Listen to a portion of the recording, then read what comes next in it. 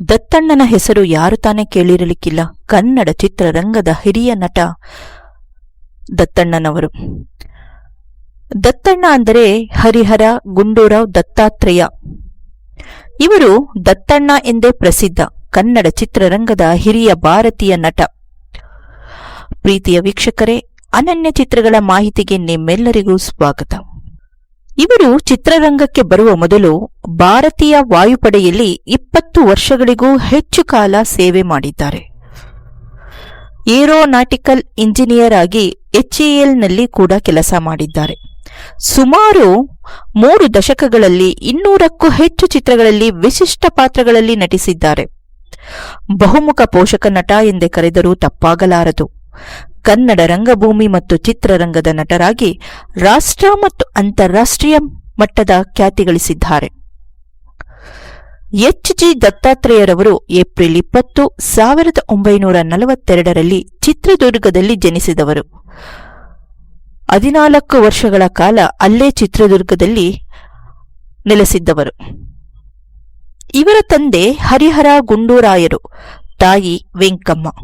ಇವರ ವಿದ್ಯಾಭ್ಯಾಸ engineering Indian institute of science ಸಂಸ್ಥೆಯಿಂದ ME ಪದವಿ ಪಡೆದಿದ್ದಾರೆ.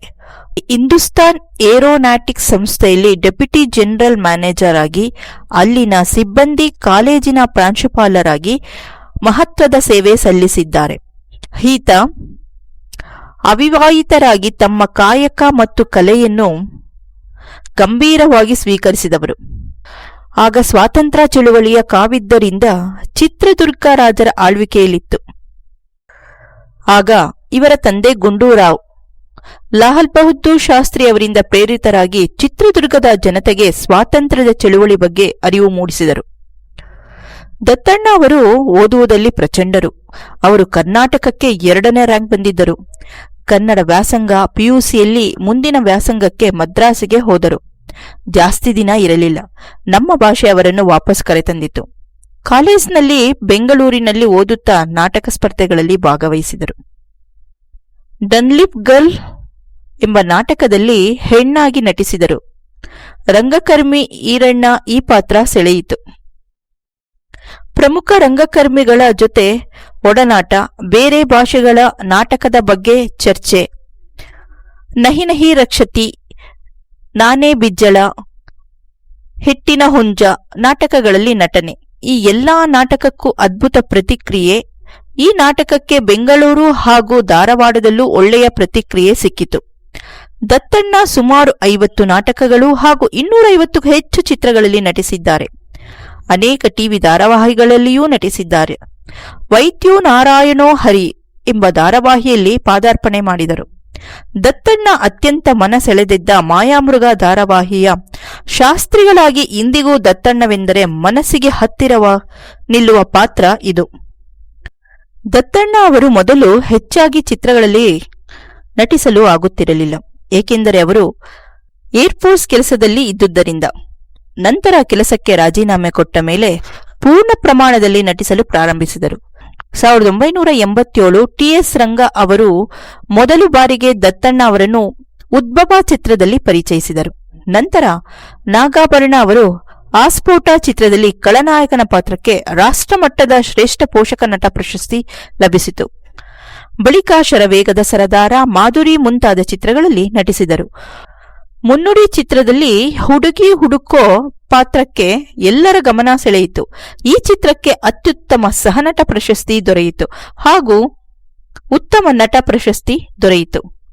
ದತ್ತಣ್ಣ ಚಿತ್ರರಂಗಕ್ಕೆ ತಡವಾಗಿ ಪ್ರವೇಶಿಸಿದರೂ ಅವರದೇ ಆದ ಛಾಪ ಮೂಡಿಸಿದರು. ಉಲ್ಟಾ ಪಲ್ಟಾ ಚಿತ್ರದಲ್ಲೂ ಅವರ ಇನ್ಸ್ಪೆಕ್ಟರ್ ಪಾತ್ರ ಇಂದಿಗೂ ಕನ್ನಡಿಗರು ಮರೆಯುವಂತಿಲ್ಲ.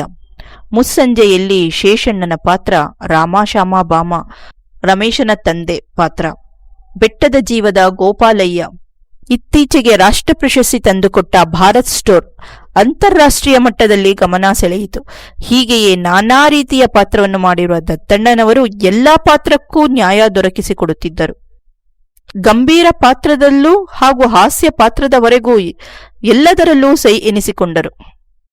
ದತ್ತಣ್ಣ ಅವರು ಪ್ರಮುಖ ನಿರ್ದೇಶಕರಾದ Girish Kasaravalli, BV Karanth, GV Iyer, TS Nagabharana, Nagathihalli Chandrashekar ಅವರ ನಿರ್ದೇಶನದಲ್ಲಿ ನಟಿಸಿದ್ದಾರೆ. ಇಂತಹ ನಿರ್ದೇಶಕರ ಕೈಕೆಳಗೆ ಕೆಲಸ ಮಾಡಿರುವ ದತ್ತಣ್ಣ ಅವರಿಗೆ ಆಸ್ಫೋಟ, ಕೌರ್ಯ, ಕೊಟ್ರೇಶಿ ಕನಸು, ಚೈತ್ರದ ಚಿಗುರು, ಚಿನ್ನಾರಿ ಮುತ್ತ, ಉಲ್ಟಾಪಲ್ಟಾ, ಮುನ್ನುಡಿ, ಬೆಟ್ಟದ ಜೀವ, ಭಾರತ್ ಸ್ಟೋರ್ಸ್ ಚಿತ್ರಕ್ಕೆ ರಾಷ್ಟ್ರ ಪ್ರಶಸ್ತಿ ಸಿಕ್ಕಿದ ಹಾಗೂ ತೀರ್ಪುಗಾರರ ಮೆಚ್ಚುಗೆಗೆ ಪಾತ್ರರಾಗಿದ್ದಾರೆ. ಜಗ್ಗೇಶ್ ಮತ್ತು ದತ್ತಣ್ಣ ಅವರ ಜೋಡಿ ಯಾರೂ ಮರೆಯುವಂತಿಲ್ಲ. ತಮ್ಮ ಕಾಯಕವನ್ನು ಗೌರವಿಸುವವರನ್ನು ಇಡೀ ಸಮಾಜವೇ ಗೌರವಿಸುತ್ತದೆ. ಹಾಗಾಗಿ ದತ್ತಣ್ಣನವರು ಎಲ್ಲೆಡೆ ಗೌರವಾನ್ವಿತರು. ಅವರ ನಗೆಮುಖದಲ್ಲಿ ಎಲ್ಲರನ್ನೂ ಸೆಳೆದಿದ್ದಾರೆ. ಇಂತಹ ಕಲಾವಿದರು ಕಲಾರಂಗ ಹಾಗೂ ಚಿತ್ರರಂಗದಲ್ಲಿ ಇನ್ನೂ ಇರುವುದರಿಂದಲೇ ಚಿತ್ರರಂಗ ಉಳಿದಿದೆ. ಇಂತಹ ದತ್ತಣ್ಣ ಅವರನ್ನು ಪಡೆದ ನಾವೇ ಧನ್ಯರು.